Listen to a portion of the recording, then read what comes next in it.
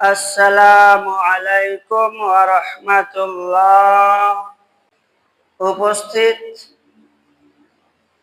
পবিত্র জুম্মার মুসল্লিবর্গ, যাবতীয় প্রশংসা সেই মহান স্রষ্টা এক আল্লাহ পাক রব্বুল আলামিনের জন্য, যে আল্লাহ পাক রব্বুল আলামিন আমাদেরকে জ্ঞান, বুদ্ধি, বিবেক দিয়ে সৃষ্টির মধ্যে সর্বশ্রেষ্ঠ রূপে সৃষ্টি করে এই দুনিয়ার বুকে পাঠিয়েছেন। তাই সেই আল্লাহর শুকরিয়া ও প্রশংসা করে বলি আলহামদুলিল্লাহ। অতঃপর শতকোটি দরুদ ও সালাম বর্ষিত হোক সেই মহামানব, মহান রাসূল, ধর্মের গুরু, কর্মের সেরা, মামিনার লাল মরুর দুলাল, তাজদারে মাদানী আহমদ মুস্তাফা মুহাম্মদ মুস্তাফা সাল্লাল্লাহু আলাইহি সাল্লামের উপর আল্লাহুম্মা সাল্লি আলাই, আল্লাহুম্মা বারিক আলাই। সম্মানীয় উপস্থিতি, আজকে জুমার খুতবার আলোচ্য বিষয় হলো নবী রাসূলের উপর কিভাবে ঈমান আনব। নবী রাসূলগণের উপরে আমরা কিভাবে ঈমান আনব, এই গুরুত্বপূর্ণ বিষয়কে কেন্দ্র করে হাদিস ও কোরআনের আলোকে সংক্ষিপ্তভাবে কিছু কথা আপনাদের সম্মুখে আলোচনা করার চেষ্টা করব। ওমা তৌফিক ইল্লা বিল্লাহ। আপনারা অনেকে অবগত আছেন, যিনারা গত সপ্তাহে এবং তার আগের সপ্তাহে এখানে জুমার সালাত আদায় করেছেন, যে আমি একটি ধারাবাহিকভাবে আলোচনা করে আসছি। ধারাবাহিক আলোচনার বিষয়টি ছিল ঈমান। এই ঈমান সম্পর্কে এর আগেও দুটি খুতবা আপনাদেরকে আমি শুনিয়েছি, অবগত করেছি, এবং এখনো মোটামুটি 4টে বাকি থাকবে। তবে চেষ্টা করব বিষয়গুলি ধারাবাহিক রাখার, কারণ আমরা শুনেছি যে মুসলিমের জন্য, ইসলাম ধর্মের মানুষের জন্য সর্বশ্রেষ্ঠ অমূল্য সম্পদ হচ্ছে ঈমান। তাই ঈমানটাকে আমাদেরকে পরিপূর্ণ করার জন্য, ঈমানটাকে বিশুদ্ধভাবে, দৃঢ়ভাবে জানার জন্য আমাদেরকে 6টি বিষয়ের উপর ঈমান আনা জরুরি এবং সেই অনুযায়ী আমল করা জরুরি। তো 6টি বিষয়ের মধ্যে একটি বিষয় হয়ে গেছে গত সপ্তাহের আলোচনায়, সেটা হলো যে আল্লাহর উপরে কিভাবে ঈমান আনব। এই বিষয়টি আপনাদের সম্মুখে আমি আলোচনা করেছি। দ্বিতীয় নম্বর বিষয় ঈমানের যেটি, সেটি হলো নবী ও রাসূলগণের উপরে কিভাবে ঈমান আনব। আপনাদের হয়তো অনেকেই একটু অস্বস্তিকর বোধ করবেন যে মাওলানা সাহেব হয়তো বারবার ঈমানের কথা বলছেন, একটাই কথা হয়তো বলছেন, কিন্তু না, ঈমানটা পরিপূর্ণ করতে গেলে 6টি বিষয়ের উপর ঈমান আনতে হবে। সেই 6টির মধ্যে আপনাদেরকে একটি শুনিয়েছি, এখনো 5টি বাকি আছে। আল্লাহ চাইলে ইনশাআল্লাহ আজকে একটা শোনাবো, আরো 4টে বাকি থাকবে, ইনশাআল্লাহ আগামীতে হবে। এবং ঈমানটিকে আমাদেরকে মজবুত করতে হবে, কারণ ঈমান হচ্ছে একটি আমাদের অমূল্য সম্পদ। এই পৃথিবীর মধ্যে যত দামি দামি সম্পদ আছে, আমাদের সব থেকে মূল্যবান দামি সম্পদ হচ্ছে ঈমান। বলবেন কিভাবে? সেটাও আল্লাহ পাক রব্বুল আলামিন পবিত্র কোরআন মাজিদের মধ্যে ছোট্ট একটি সূরা, সূরা আসরের মধ্যে বলে দিয়েছেন। আমরা সকলেই চাই, আমাদের সকলের মনের আশা, সে যত বড়ই আমরা খারাপ মানুষ হই না কেন, আমাদের মনের আশা, আমাদের মনের চাওয়া হচ্ছে যে মৃত্যুর পরে আমরা যেন জান্নাত পাই বা জান্নাতে যেতে পারি। আর এই জান্নাত পাওয়াটা যেমন আমাদের সকলের মনের আশা, ঠিক তেমনই আল্লাহ পাক রব্বুল আলামিন কয়েকটি শর্ত দিয়েছেন। যে জান্নাত যেতে গেলে কয়েকটি শর্ত মানতে হবে, জানতে হবে। তার মধ্যে প্রথম শর্ত হচ্ছে যে, যেমন সূরা আসরের মধ্যে আল্লাহ পাক রব্বুল আলামিন বলছেন ওয়াল আসর, আল্লাহ পাক রব্বুল আলামিন সময়ের কসম করে বলছেন, যে সময়ের কসম করে বলছে ইন্নাল ইনসানা লাফি খুসর, সমস্ত মানুষ ক্ষতিগ্রস্তের মধ্যে, ইল্লাল্লাযিনা আমানু, তবে তারা নয় যারা ঈমান এনেছে, ওয়া আমিলুস সলিহাত, এবং সৎ কর্ম করেছে, ওয়াতাসাউ বিল হাক্কি, এবং যারা হক কথার উপদেশ দেয়, হক কথার আদেশ করে, ওয়াতাসাউ বিস সবরে, এবং যারা বিপদে আপদে ধৈর্য ধারণ করে। এই সূরাটি বিশাল গুরুত্বপূর্ণ সূরা, এর ব্যাখ্যা বিশ্লেষণ বিশাল করা যায়। তো এই সূরাটি মূল আলোচ্য বিষয় আজকে আমার নয়। আজকে আমার আলোচ্য বিষয় হচ্ছে যে ঈমানটাকে কিভাবে পরিপূর্ণ করব। ঈমানকে পরিপূর্ণ করা এবং জান্নাত যাওয়ার প্রধান এবং মূল শর্ত হচ্ছে ইল্লাল্লাযিনা আমানু ওয়া আমিলুস সলিহাত, আমাদেরকে ঈমান আনয়ন করতে হবে আর সৎ কর্ম করতে হবে। তাই ঈমানটা কিভাবে আমাদের পরিপূর্ণ হবে সেই বিষয়ে আমরা ধাপে ধাপে পরপর 6টি বিষয়ের উপরে ইনশাআল্লাহ আলোচনা শুনবো এবং আমি আলোচনা করার চেষ্টা করব। তো যাই হোক, আজকের বিষয় যেটা নবী রাসূলগণের উপর কিভাবে ঈমান আনবো, এই বিষয়টা একবারে গুরুত্বপূর্ণ বিষয়। এই বিষয়টি সম্পর্কে জানতে গেলে আপনার একটা লম্বা বিষয় আপনাকে শোনাতে হবে। তাই লম্বা বিষয়টি আমি পয়েন্ট করে করে ধাপে ধাপে ধারাবাহিকভাবে আপনাদেরকে শোনানোর জন্য আমি ছোট্ট একটু নোট করে এনেছি, যাতে আপনাদেরও মনে থাকে এবং বুঝতে সহজ হয়, এবং আমিও ধারাবাহিকভাবে আপনাদেরকে যেন আলোচনাটা দিতে পারি। সেই কারণে আমি একটু নোট করে এনেছি, এখান থেকে আপনাদেরকে যতদূর সম্ভব হবে আমি ইনশাআল্লাহ শোনানোর চেষ্টা করব। যাই হোক, আমি মূল বিষয়ে আসছি। যে প্রথম কথা, নবী ও রাসূলের উপর ঈমান আনবো কিভাবে, এটা জানার আগে আমাদেরকে জানতে হবে নবী রাসূল কারা বা কাদের বলা হয়। এ ব্যাপারে বলা হয়েছে যে নবী রাসূল শব্দটি হলো আরবি শব্দ। এই শব্দটির শাব্দিক অর্থ হচ্ছে বার্তা বাহক বা প্রেরিত দূত। ছোট্ট করে একটু উদাহরণ দিলে বুঝতে পারবেন। দেখবেন আজ থেকে 10 বছর 20 বছর আগে এত মোবাইল অ্যাভেলেবেল ছিল না, এত ইন্টারনেটের ব্যবহার ছিল না সচরাচর। তখন মানুষ করত কি, একজনের কাছ থেকে আরেকজনের কাছে কিছু পাঠাতে হলে কোনো খবর সংবাদ, কোনো টাকা পয়সা লেনদেন কাইকু বাদে আপনার ডাকঘর বা পোস্ট অফিসের মাধ্যমে তাকে পাঠাতে হতো বা পাঠাতেন। তো ঠিক তেমনই আল্লাহ পাক রব্বুল আলামিন নবী করেছেন কাদেরকে, যে সমস্ত মানুষের মধ্য থেকে মানুষদের ভালোর জন্য, মানব জাতির হেদায়েতের জন্য, মানব জাতির কল্যাণের জন্য মানুষের মধ্য থেকে নির্বাচন করেছেন যাদেরকে, তারাই হলেন নবী। নবী কারা?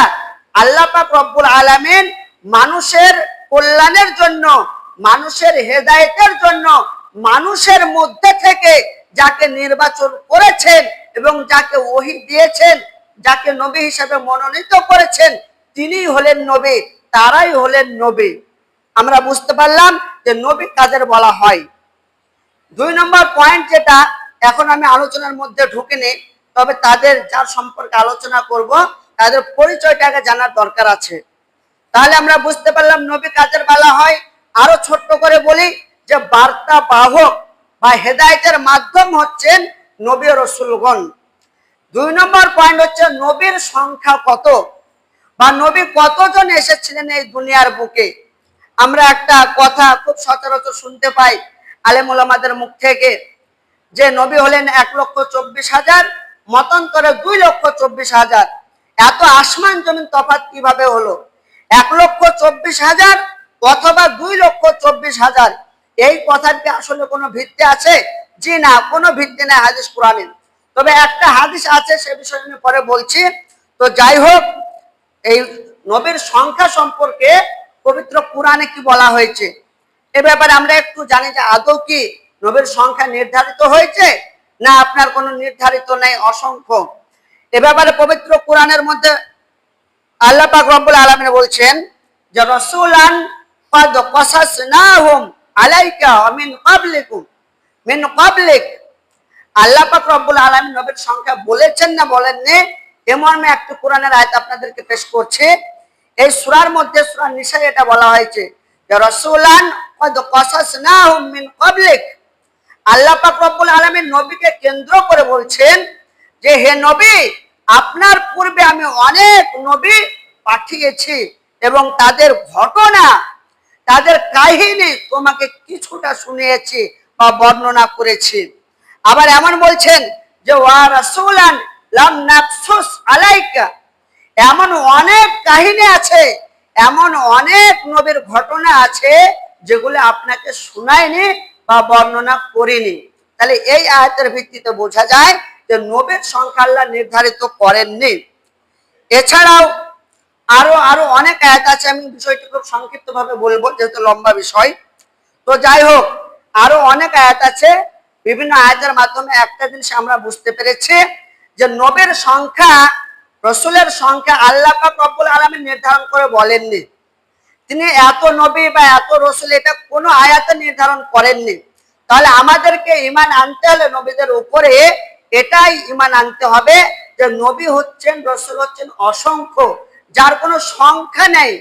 এবং এ মর্মে হাদিস খুবই কম, একেবারে সামান্য কয়েকটা হাদিস আছে।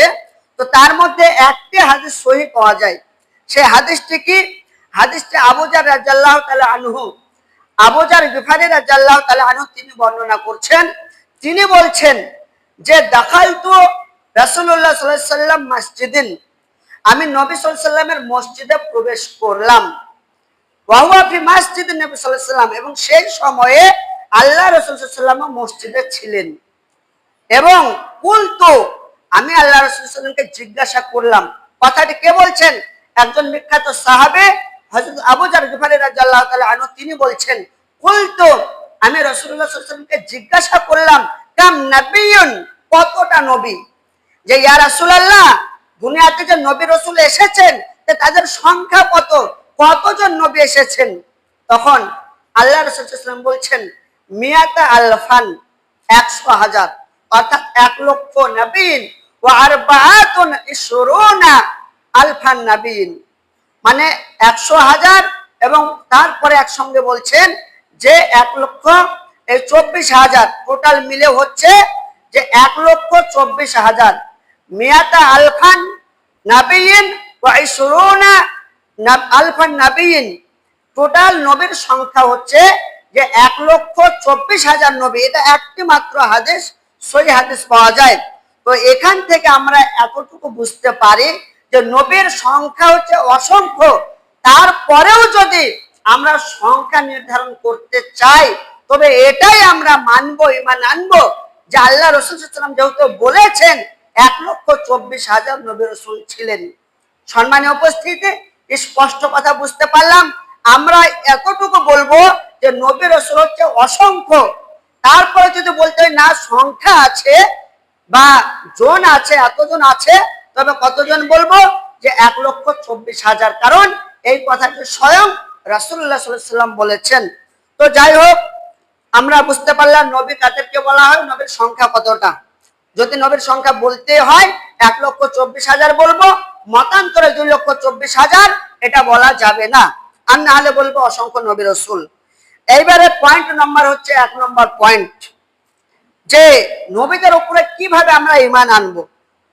নবীদের উপরে ঈমান আনবো এইভাবে যে একেবারে আদম আলাইহিস সালাম থেকে শুরু করে সর্বশেষ নবী হযরত মুহাম্মদ মুস্তাফা সাল্লাল্লাহু আলাইহি সাল্লাম, এই দুইজনের মধ্যখানে ভাই দুইজনকে ধরে দুনিয়াতে যত নবী রাসূল এসেছেন সকলের উপরে এইভাবে দৃঢ় ঈমান আনতে হবে। 1 নম্বরে সেটা হচ্ছে যে তাদেরকে আল্লাহ নবী বানিয়েছেন, আল্লাহ তাদেরকে মনোনয়ন করেছেন, আল্লাহ তাদেরকে নির্বাচন করেছেন। এটাই আমাদের সর্বপ্রথম ঈমানের কর্তব্য। বলবেন কেন? কারণ দেখুন, দুনিয়াতে অনেক অনেক মানুষ আছে এবং অনেক কিছু হওয়া যায়, করা যায়। আপনার ক্ষমতার জোরে, টাকার জোরে, জ্ঞানের জোরে, বুদ্ধির জোরে, কৌশলের মাত্রায়, বিভিন্ন মাধ্যমে বিভিন্ন কিছু হওয়া যায়। যেমন আমরা কিছুদিন আগেই 2-3 মাস আগে দেখলাম যে অনেক মাস্টার চাকরি নিয়েছে ঘুষ দিয়ে। সবাই নয়, 26,000-এর মধ্যে, তবে অধিকাংশ মাস্টারই তারা ঘুষ দিয়ে চাকরি নিয়েছিল। তাহলে টাকার জোরে মাস্টার হওয়া যায়, টাকার জোরে ইঞ্জিনিয়ার হওয়া যায়, টাকার জোরে ডাক্তার হওয়া যায়, টাকার জোরে প্রফেসর হওয়া যায়, এবং বিভিন্ন মাধ্যমে বিভিন্ন কিছু হওয়া যায়। তবে এটা হওয়া যায় না যে কোনো মানুষ বলবে আমি নবী হতে পারবো বা আমি নবী হয়েছে, এই কথা কেউ বলতে পারবে না বা কেউ হতেও পারবে না। নবী হতে গেলে একমাত্র স্রষ্টা আল্লাহ পাক রব্বুল আলামিনের মনোনয়ন দরকার। তিনি যাকে নির্বাচন করেছেন, যাকে নির্বাচন দিয়েছেন, তিনি হয়েছেন নবী। এটাই হচ্ছে আমাদের সর্বপ্রথম নবী রাসূলের প্রতি 1 নম্বর ঈমানের উদ্দেশ্য। কারণ কোন মানুষ নিজে নিজে নবী হননি। সম্মানীয় উপস্থিতি, এ ব্যাপারে আল্লাহ পাক রব্বুল আলামিন পবিত্র কোরআনে বলেছেন, ইন্নাল্লাহ আস্তাফা, যে আমি নবীদেরকে, যাদেরকে মনোনয়ন করেছি, যাদেরকে নির্বাচন করেছি, তারাই হয়েছে নবী।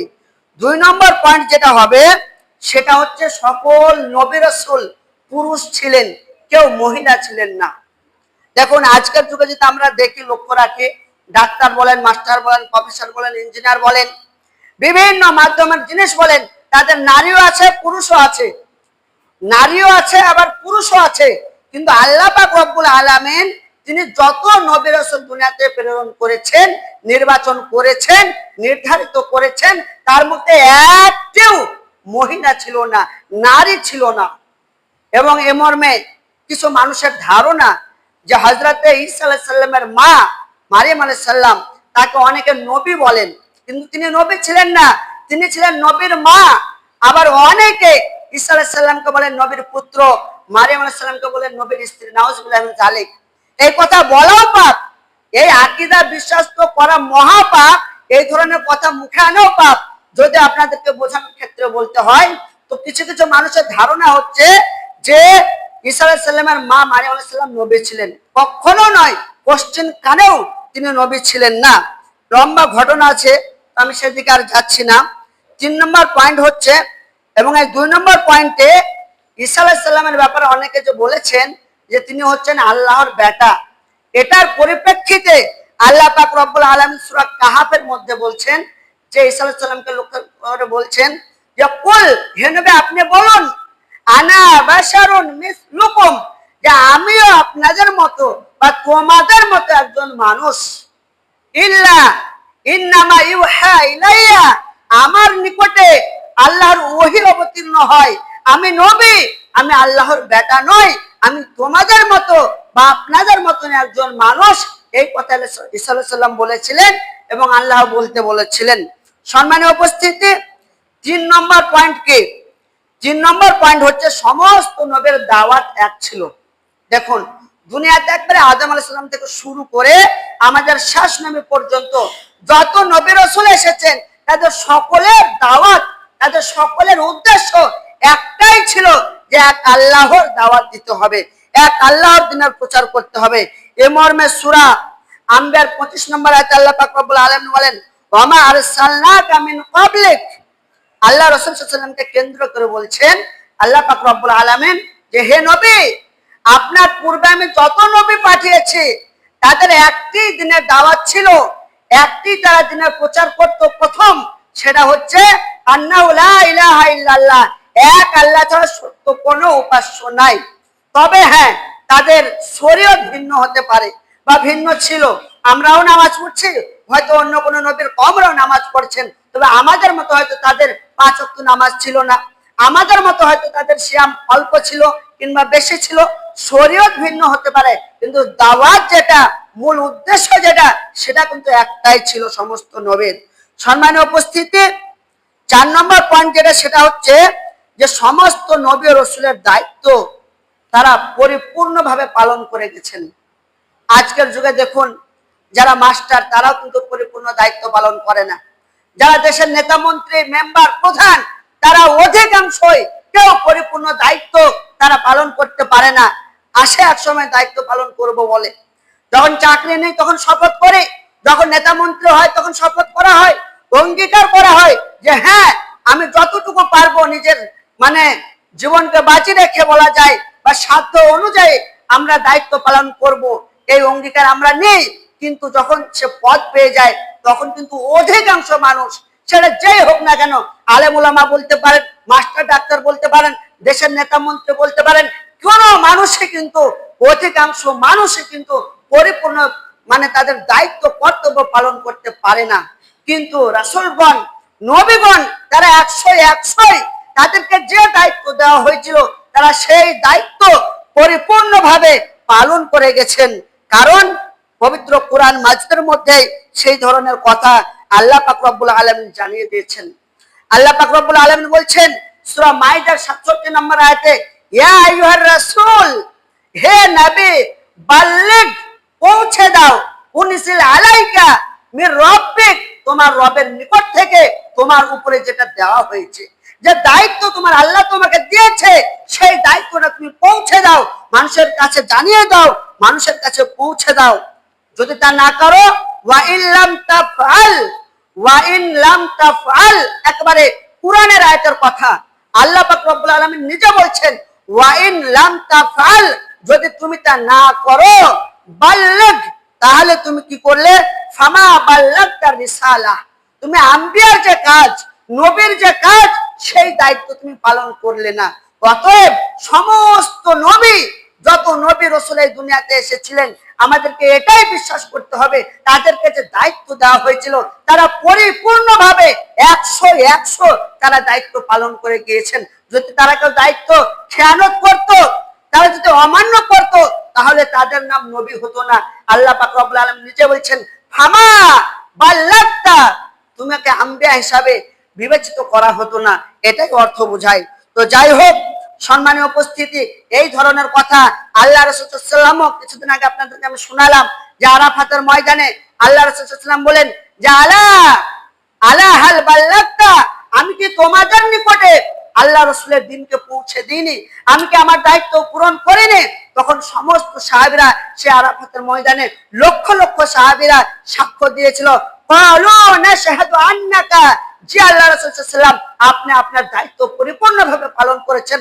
তখন আল্লাহ রাসূল সাল্লাল্লাহু আলাইহি ওয়াসাল্লাম নিজের আঙ্গুলকে আসমানের দিকে উঠিয়ে আল্লাহকে সাক্ষী রেখে বললেন, আল্লাহুম্মা শাহাদ, আল্লাহুম্মা শাহাদ, আল্লাহুম্মা শাহাদ, হে আল্লাহ তুমি সাক্ষ্য থাকো, আমি আমার দায়িত্বকে পরিপূর্ণভাবে পালন করেছি, তুমি সাক্ষী থাকো, আমাকে যতটুকু দায়িত্ব দেওয়া হয়েছিল সেগুলো সব পরিপূর্ণভাবে পালন করেছি। এইভাবে তিনি সাক্ষ্য নিয়েছিলেন। তারপরে কিছু কিছু মানুষ আছে যে এখনো তারা বলে, আমাদের মুসলিমদের মধ্যে কথা বলছি, এমন অনেক মাযহাবের মানুষ আছে যারা বলে যে আল্লাহ রাসূল সাল্লাল্লাহু আলাইহি ওয়াসাল্লাম হয়তো দিনটা কিছুটা উজ্জ্বল রেখেছেন, গোপন রেখেছেন। এই কথাটি একবারে চূড়ান্ত মিথ্যা। যেমন অনেক ভণ্ড পীর বা ভণ্ড বাবা বলা যায়, তারা বলে যে কোরআন হয়তো 40 পারা 60 পারা 30 পারা কোরআনে আছে, আর আপনার কিছু পারা আমাদের অন্তরে আছে, বা কিছু পারা গোপন আছে। আবার অনেকে বলেন হাকিকত, তরিকত, মারেফত, এইভাবে অনেক বিষয় আছে যেগুলো লুকায়িত আছে, যেগুলো এখনো প্রকাশ করেনি, যেগুলো নবী সাল্লাল্লাহু আলাইহি ওয়াসাল্লাম বলে যাননি। সম্মানীয় উপস্থিতি, এই ধরনের কোনো কথা ইসলাম তোয়াক্কা করে না, ইসলামের মধ্যে মূল্য রাখে না। আল্লাহ রাসূল সাল্লাল্লাহু আলাইহি ওয়াসাল্লাম স্পষ্টভাবে দিনকে পরিপূর্ণ করে দিয়ে গেছেন এবং আরাফাতের ময়দানে বলেছিলেন, আল ইয়াউমা আকমালতু লাকুম দীনাকুম, আজকে তোমাদের দিনকে পরিপূর্ণ করা হলো। আল্লাহ পাক রব্বুল আলামিন আয়াত অবতীর্ণ করেন। তাহলে কিভাবে কিছু পীর, কিছু ভণ্ড বাবা তারা বলতে পারে যে হাকিকত, তরিকত, মারেফত এই ধরনের বিষয়ে কোনো লুকায়িত আছে? এই ধরনের বিষয়গুলো কিছু নাই, এসব তাদের মিথ্যা বানোয়াটি কথা। সম্মানীয় উপস্থিতি, এবং আল্লাহ রাসূল সাল্লাল্লাহু আলাইহি ওয়াসাল্লাম তিনি আরো বলছেন যে মানুষকে যে স্পষ্ট দিন দিয়ে যাচ্ছে, এর ভিত্তিতে বলছেন, তারাকতুকুম আলাল বাইজা, দিন রাত্রি যেমন একেবারে স্পষ্ট, দিন এবং রাত্রি যেমন স্পষ্ট, তেমনি আল্লাহ রাসূল বলছেন আমি আমার দিনকে একবারে দিনের আলোর মতো স্পষ্ট করে দিয়ে যাচ্ছি। এতে কোনো রকমের সন্দেহ নেই, কোনো কিছু গোপন নেই, কোনো কিছু লুকায়িত নেই। সম্মানীয় উপস্থিতি, আমরা এইটা বিশ্বাস করব যে আল্লাহ এবং আল্লাহ নবী, আল্লাহ পাক রব্বুল আলামিন যত নবী রাসূল পাঠিয়েছিলেন তারা তাদের দায়িত্ব পরিপূর্ণভাবে পালন করেছেন, কোনো কিছু লুকায়িত রেখে যাননি। এরপরে বিষয় হচ্ছে যে সমস্ত নবী রাসূলগণ মাসুম ছিলেন। মাসুম মানে হচ্ছে নিষ্পাপ, তাদের কোনো পাপ ছিল না। হয়তো দুনিয়াতে চলাফেরার ক্ষেত্রে, বলার ক্ষেত্রে হয়তো কোনো কোনো নবী একটু ভুল করে ফেলেছিলেন।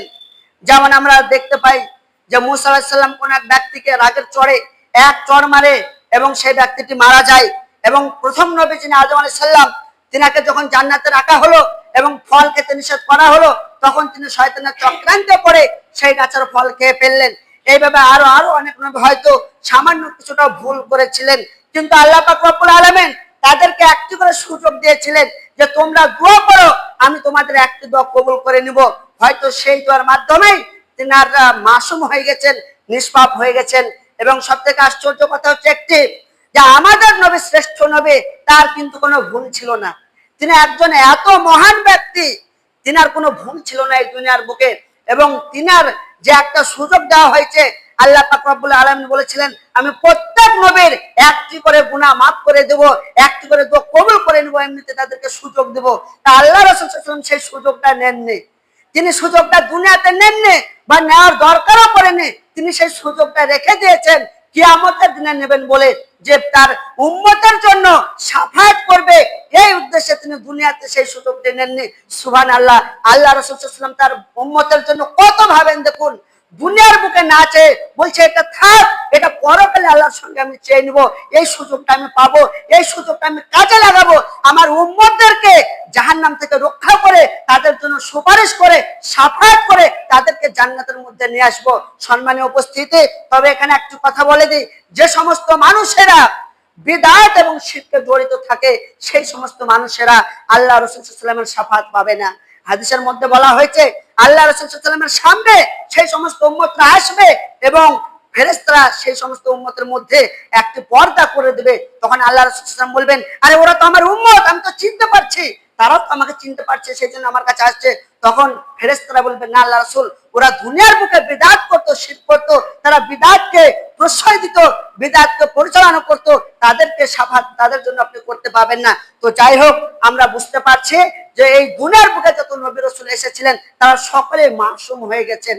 যদিও তাদের ভুল ত্রুটি ছিল, তবে তাদের সুযোগ ছিল ক্ষমা প্রার্থনা করার, এবং আল্লাহ পাক রব্বুল আলামিন তাদেরকে ক্ষমা করে দিয়েছেন। এবং আরেকটি বিষয় জানতে পারলাম, আমাদের নবীর সুযোগটা কিন্তু এখনো বাকি আছে। তিনি কিয়ামতের মাঠে নেবেন এবং আমাদের জন্য শাফায়াত করবেন, সুপারিশ করবেন। তাই আমরা সকলে চেষ্টা করব সেই আল্লাহ রাসূলের সুপারিশটা নেওয়ার জন্য, অন্তত পক্ষে শিরক বিদআত থেকে আমরা বেঁচে থাকবো।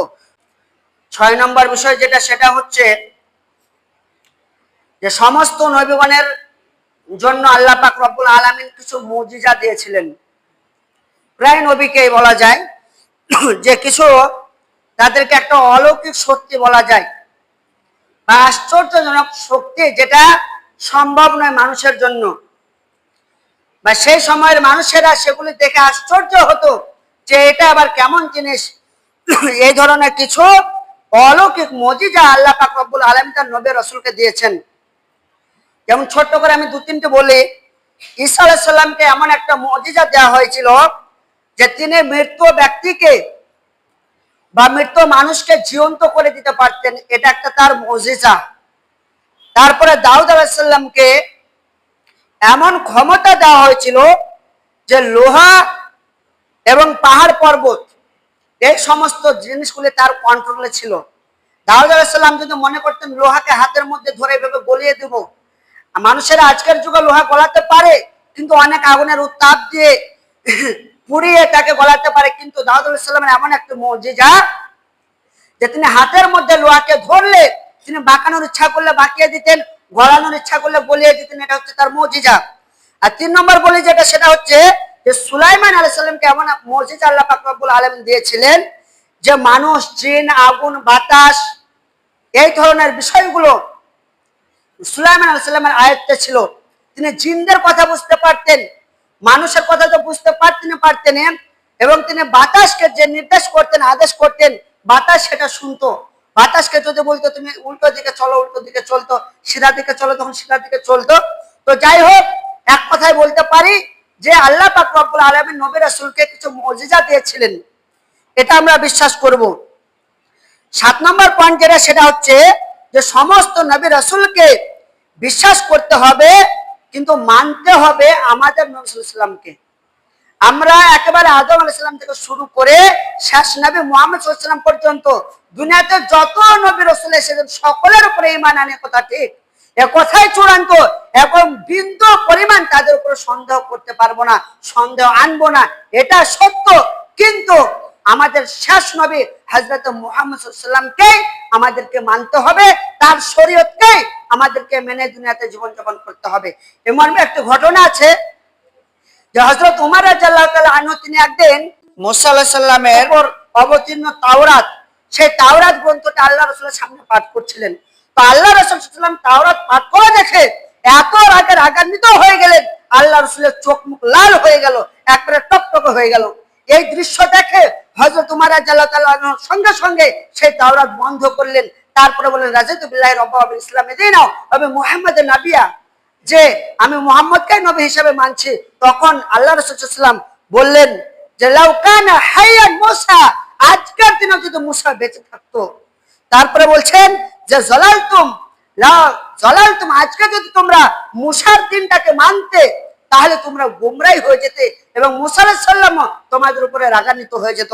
সম্মানীয় উপস্থিতি, তাহলে আমরা বুঝতে পারছি যে সমস্ত নবীর উপরে ঈমান আনবো, কিন্তু আমল করব আমাদের নবীর শরীয়তের উপরে, আমাদের নবীর হাদিস কোরআনের উপরে। তারপরে বিষয় যেটা 8 নম্বর বিষয়, সেটা হচ্ছে যে নবী রাসূল সাল্লাল্লাহু আলাইহি ওয়াসাল্লামের পরিবার পরিজনের উপরে আমাদের শ্রদ্ধা এবং ভক্তি থাকতে হবে। আমরা যেমন আল্লাহ রাসূল সাল্লাল্লাহু আলাইহি ওয়াসাল্লামের স্ত্রীজনকে আমরা বলি উম্মাহাতুল মুমিনিন, ঠিক একইভাবে সমস্ত নবীর তাদের পরিবারকে পরিজনকে তাদের আহল বর্গকে সম্মান প্রদর্শন করতে হবে এবং সাহাবীদের নাম শুনলে আমরা রাদিয়াল্লাহু আনহু বলবো, তাদের প্রতি শ্রদ্ধা সম্মান জানাবো। 9 নম্বর বিষয় যেটা, সেটা হলো যে নবী রাসূলদের প্রতি বাড়াবাড়ি করা যাবে না। দেখুন আজকের যুগে কিছু মুসলমান আছে বা মাযহাবী ভাইদের মধ্যে এমন কিছু মানুষ আছে, সবাই নয় তবে এমন কিছু মানুষ আছে, তারা একটু বাড়াবাড়ি করে। বাড়াবাড়িটা কিরকম? যে আল্লাহ রাসূল সাল্লাল্লাহু আলাইহি ওয়াসাল্লামের জন্মদিবস পালন করা। সাহাবীরা সেই যুগে আল্লাহ রাসূলের জন্মদিবস পালন করলেন না, তাবেঈরা তাবা তাবেঈরা তারা এত আল্লাহ রাসূলকে ভালোবাসতেন যে নিজের জীবনকে সর্বসময়ের জন্য দিতে প্রস্তুত থাকতেন, তারাও আল্লাহ রাসূলের জন্মদিবস পালন করেন না।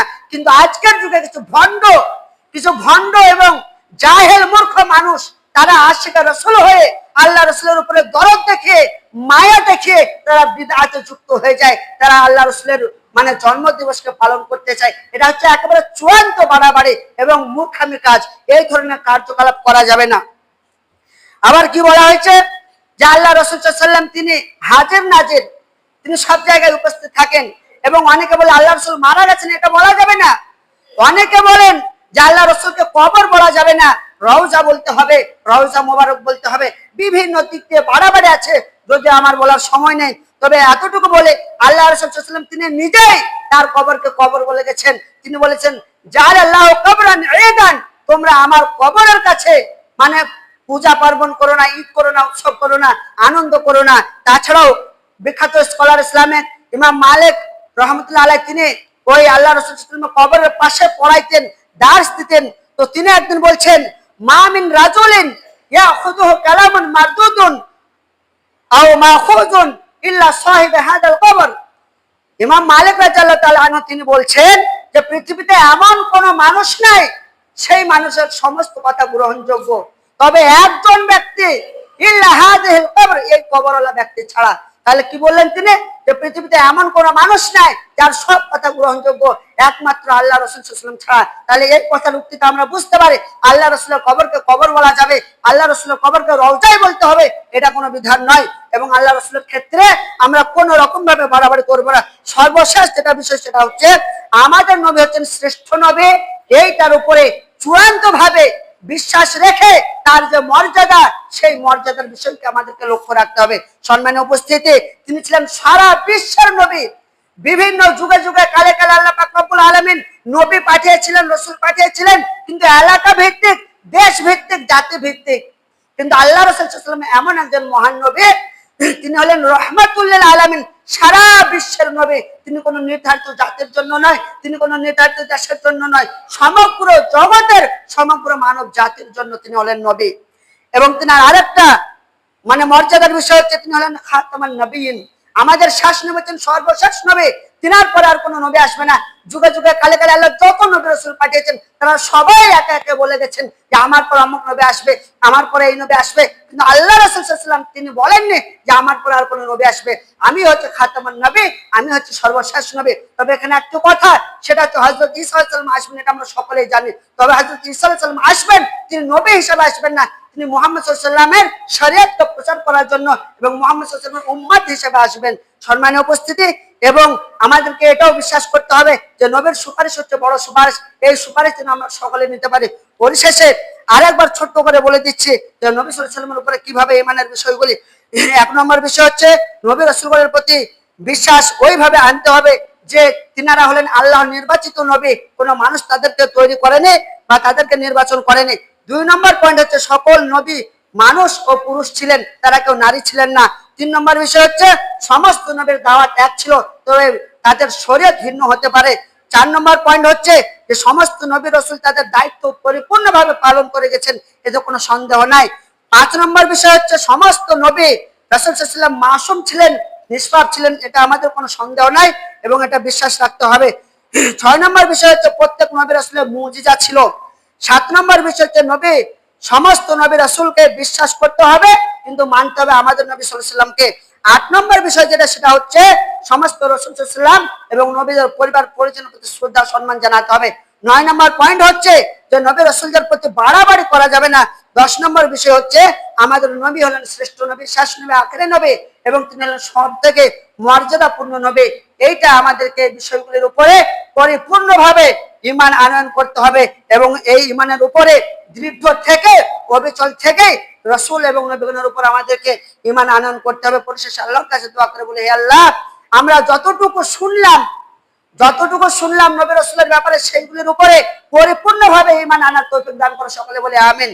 ربنا آتنا في الدنيا حسنة وفي الآخرة حسنة وقنا عذاب النار ربنا ظلمنا أنفسنا وإن لم تغفر لنا وترحمنا لنكونن من الخاسرين سبحان ربك رب العزة عما يصفون والسلام على المرسلين والحمد لله رب العالمين آمين.